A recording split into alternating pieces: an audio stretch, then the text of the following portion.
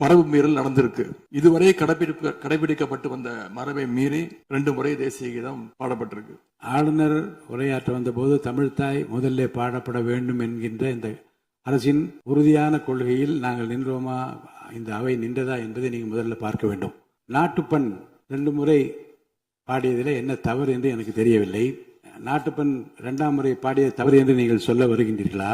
அப்படி தவறு என்றால் அது எந்த அடிப்படை தவறு என்று சொல்ல வருகிறீர்கள்? நமக்கு வேண்டியது நம்முடைய தாய்மொழிக்கு முக்கியத்துவம் தர வேண்டும், உறுதியாக நிற்க வேண்டும். இந்த அரசு